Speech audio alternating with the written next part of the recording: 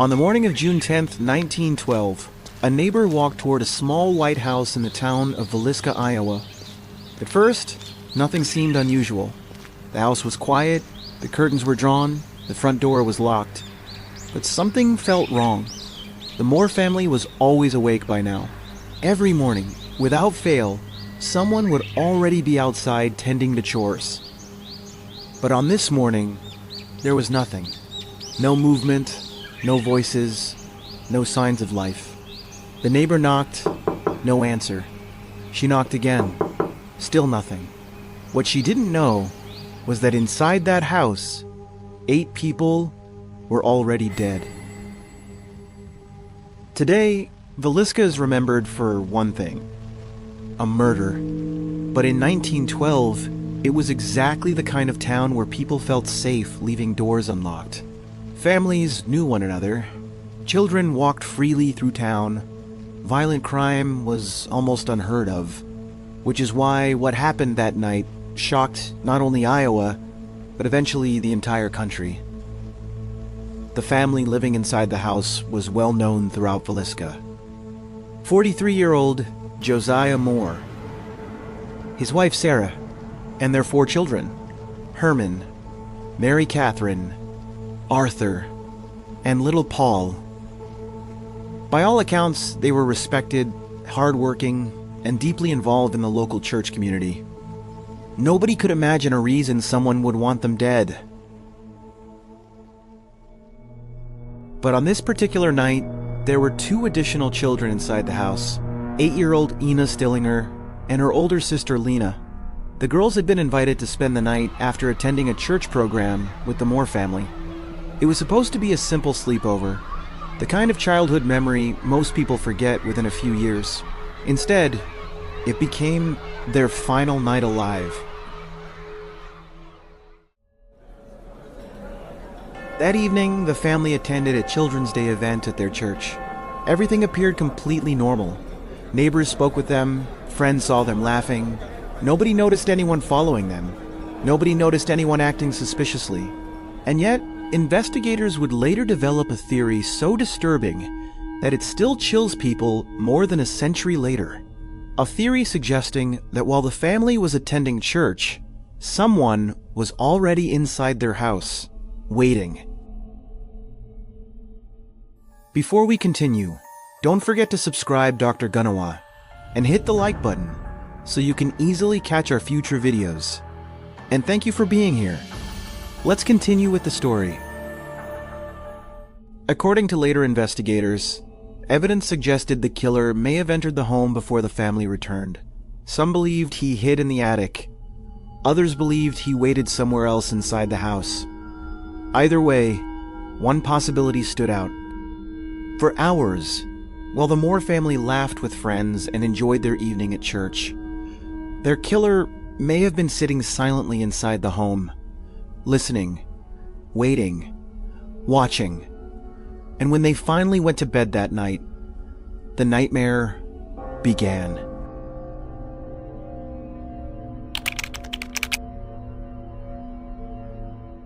What happened next would become one of the most horrifying unsolved crimes in American history, and investigators would spend the next century trying to answer a single question: who was inside that house? By around 10 p.m., the Moore family had returned home from church. It had been a long day. The children were exhausted. The 2 Stillinger girls were excited about their sleepover. Nothing seemed unusual. Nothing seemed dangerous. If anyone had noticed a stranger watching the house, history never recorded it. One by one, the lights inside the home went dark, and the family settled into bed. What they didn't know was that someone else was still awake. Someone who had no intention of sleeping that night. Over the years, investigators developed a chilling theory. They believed the killer may have entered the house before the family returned home. Some thought he hid inside the attic. Others believed he concealed himself elsewhere inside the home. No one knows for certain, but many investigators agreed on one thing. The killer probably didn't break in during the middle of the night. He may have already been there, waiting, listening to every conversation, listening to every footstep. waiting for silence. Sometime after midnight, the killer began moving through the house, slowly, quietly, methodically. The first room he entered belonged to Josiah and Sarah Moore. Investigators believe they were attacked while sleeping. Neither appeared to have had a chance to defend themselves. And once the killer started, he didn't stop. Room by room, bed by bed, the violence continued. The horrifying part wasn't simply what happened, it was how much time it must have taken. The killer moved throughout the house, passing through hallways, opening doors, entering rooms again and again, and somehow, nobody escaped. Nobody reached a neighbor. Nobody managed to summon help. By dawn, 8 people were dead. A family of 6 and 2 young girls who had come for nothing more than a sleepover. Then came the strangest part. After the murders were complete, the killer didn't immediately leave. Instead, he spent time inside the house. Investigators discovered that mirrors had been covered. Windows had been covered. Certain objects had been arranged in unusual ways. It was behavior that seemed deeply personal, almost ritualistic, and it created a question investigators still debate today. Why? Why would a murderer risk staying inside the house after the crime?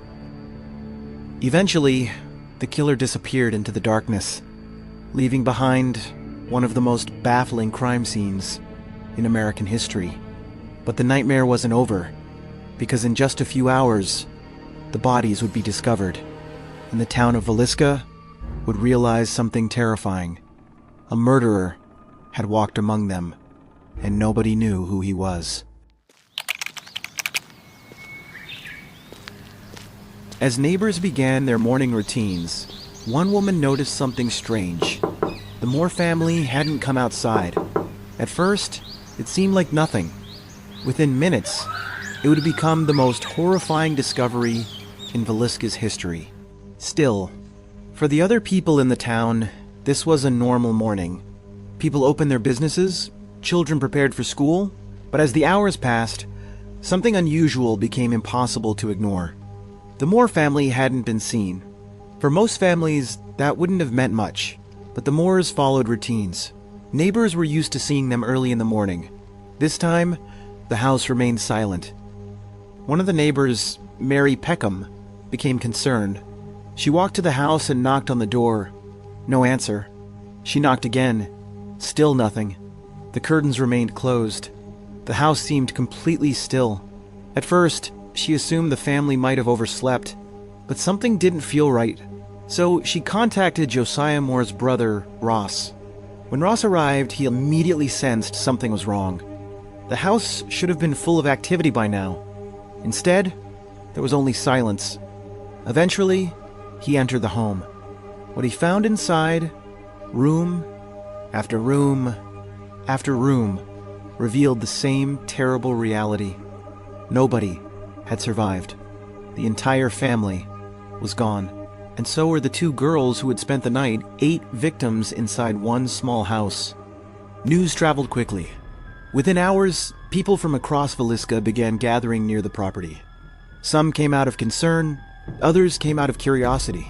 Before long, dozens of people were standing outside. Then hundreds. The crime scene became crowded. Then, investigators would immediately seal the area. In 1912, things were different. People walked through rooms, touched objects, moved around the property without realizing it. Many may have destroyed evidence investigators desperately needed. As investigators examined the house, several details stood out. Mirrors had been covered. Windows had been covered. Certain household items appeared to have been moved. Nothing about the scene suggested panic. Instead, it looked as though someone had spent time inside the home after the attacks. That detail bothered investigators. Most killers want to leave as quickly as possible. This person seemed to have done the opposite. At first, police believed the answer would come quickly. Someone must have seen something. Someone must have heard something. Someone must have noticed a stranger. But as days passed, witnesses provided conflicting stories. Rumors spread throughout the town. Names began appearing in conversations. And before long, investigators found themselves facing an uncomfortable possibility. The person responsible may not have been a stranger at all. The more detectives learned about the Moore family, the more one question kept returning.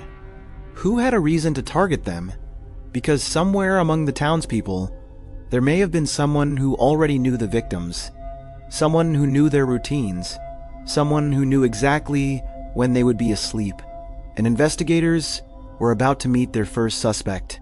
At first glance, he seemed like an unlikely candidate, but the more investigators looked into his past, the harder he became to ignore. As investigators searched for answers, one name kept appearing: Frank Jones. And depending on who you asked, he may have had a reason to hate Josiah Moore. Years earlier, Moore had worked for Jones. At first, the relationship seemed normal. Jones was successful, well-connected, influential, the kind of man whose name carried weight around town. Moore worked under him and learned the business, but eventually, something changed. Moore left, and then something happened that many people believed Jones never truly forgave. Moore opened a competing business. To outsiders, it might not sound important. A man leaves his job, starts his own company. It happens every day. But in a small town in 1912, business wasn't just business. Reputation mattered, pride mattered, and competition felt personal. Soon, Moore's business was thriving. Customers followed him, friends supported him, and rumors spread that Jones was furious. Whether those rumors were true is impossible to know, but investigators heard them again and again and again. The more police learned about Frank Jones, the more complicated things became, because Jones wasn't just another businessman, he was one of the most powerful men in town. He had money, connections, influence, and, according to some people, a temper. Soon, stories began circulating.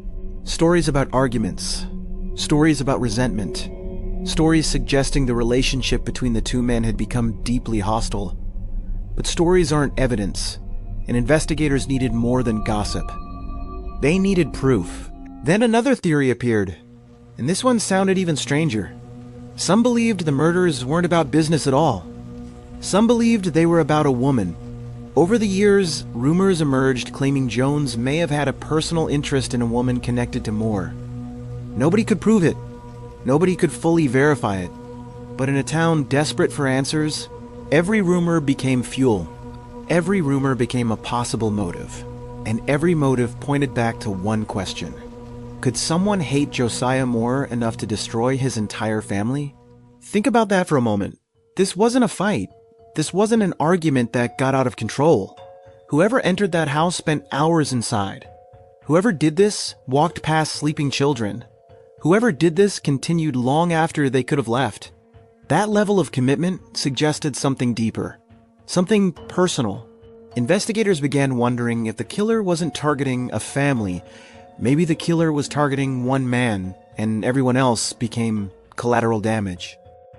For a while, many people believed police were getting close. The rumors seemed too specific. The motives seemed too strong. The connections seemed too obvious. But there was one problem. No matter how much suspicion surrounded Frank Jones, investigators could never place him inside that house. Not a witness, not physical evidence, not a confession, nothing. And as detectives continued digging, their attention began shifting towards someone else. Someone far more disturbing. A man whose behavior would leave investigators asking a completely different question. Not could he have done it, but how many times had he done it before? At first glance, he looked like a man of God. But behind that image was a history so strange that some investigators became convinced they had finally found their killer. As investigators continued chasing leads, one man kept appearing in their reports. His name was Reverend George Kelly. and almost everything about him felt unusual. At first glance, Kelly seemed harmless. He was a traveling preacher, soft-spoken, thin, quiet, the kind of person most people wouldn't look at twice. But once detectives started examining his behavior, their attention immediately shifted toward him, because George Kelly wasn't acting like everyone else. Not even close. Investigators discovered that Kelly had been in Villisca around the time of the murders. That alone wasn't enough to make him a suspect. Thousands of people traveled through towns every year. But then, detectives noticed something else. Kelly's movements were difficult to explain. His timeline contained gaps. His statements changed. And people who spoke with him often walked away feeling uncomfortable. Not because he threatened them, but because there was something strange about him. Something they couldn't quite put into words. Then, investigators began reviewing letters Kelly had written. The contents immediately raised eyebrows. Some of the letters contained bizarre statements. Others seemed obsessed with violence. Several appeared disconnected from reality. Detectives couldn't ignore what they were reading. The more they learned about Kelly, the harder it became to dismiss him. And then, things got even stranger. Because Kelly began talking a lot, and the more he talked, the more problems he created for himself. Witnesses described him as nervous, unpredictable at times, almost desperate for attention. He inserted himself into conversations about the murders. He followed newspaper coverage closely, and according to some reports, he seemed unusually interested in details of the crime. For investigators, that was impossible to ignore. Most people wanted distance from the case. Kelly seemed drawn toward it, like a moth circling a flame. Then came the moment that changed everything. Under questioning, Kelly eventually made statements that sounded remarkably close to a confession. News spread quickly. People believed the mystery was over. After all, if the suspect had confessed, what else was there to discuss? The town finally had its answer. Or at least, that's what many believed. But detectives soon faced a serious problem. Kelly's story didn't make sense. Parts of it contradicted known facts. Other parts seemed impossible to verify. And some investigators began asking an uncomfortable question. What if George Kelly wasn't confessing because he was guilty? What if he was confessing because he wanted attention? Suddenly, the case became complicated again, because a confession is only useful if it's true, and nobody could prove that Kelly's was. The deeper authorities looked into the confession, the weaker it became. Important details couldn't be confirmed. Evidence was missing. Questions remained unanswered. Eventually, the case against Kelly began falling apart, and just like that, the man many believed was the killer might not have been the killer at all. The investigation had consumed years, thousands of leads, multiple suspects, rumors, confessions, accusations, and yet one question refused to disappear. If George Kelly wasn't responsible, then who spent that night inside the Morehouse? And why did every suspect seem to come with more questions than answers? Years passed, then decades. Yet the Villisca murders refused to fade away. Every time investigators thought they were close, the case slipped away from them. Frank Jones had a possible motive. George Kelly had suspicious behavior. Other suspects appeared throughout the years. Each one seemed convincing at first, and each one left behind unanswered questions. The deeper people looked, the less certain they became. One of the most frustrating aspects of the case was that nearly every suspect came with a theory that sounded believable. A jealous rival, a disturbed drifter, a man seeking revenge, a serial offender passing through town. Each theory explained part of the story, but none explained all of it. And that's what made the case so difficult. No matter where investigators looked, something never fit. Perhaps the most difficult question involved the children. Many crimes are driven by anger. Some are driven by greed. Others are driven by revenge. But this case seemed different, because whoever entered that house didn't stop after reaching their target. The violence continued, Room after room, bed after bed, which meant investigators had to consider a possibility nobody wanted to accept. What if the killer's goal had never been just one person? What if everyone inside that house had been part of the plan from the beginning? Today, the house still stands. More than a century has passed. Generations have come and gone. The town has changed. The world has changed. But the house remains. Visitors walk through the same rooms, stand in the same hallways, look through the same windows, and many leave with the same question: what really happened here? Some people remain convinced the killer hid inside the house before the family returned home. Others believe the murderer entered later that night. Some believe George Kelly was responsible. Others believe investigators focused on the wrong suspect entirely. More than 100 years later, people are still arguing. And perhaps that's the reason this story survives. Not because we know the answer, but because we don't. Think about it. Somewhere in Villisca, someone woke up on the morning of June 10th, 1912, already knowing what had happened. Someone walked through town carrying a secret. Someone listened as neighbors discussed the murders. Someone watched investigators search for clues. And if the killer was never identified, that person may have lived the rest of their life without being held accountable.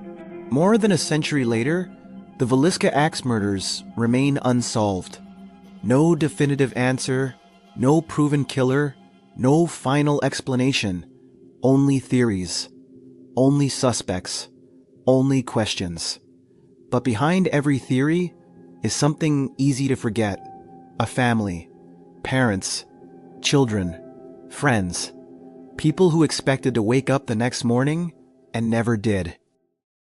Maybe the truth disappeared long ago. Maybe the evidence needed to solve the case was lost in those first chaotic hours. Or maybe the answer has been sitting in the case files all along, hidden among thousands of pages, waiting for someone to notice what everyone else missed. The house still stands, the questions still remain, and somewhere inside the story of Villisca, there is an answer that investigators searched for. An answer families wanted, an answer history never provided, because more than 100 years later, nobody can say with certainty who walked into that house that night.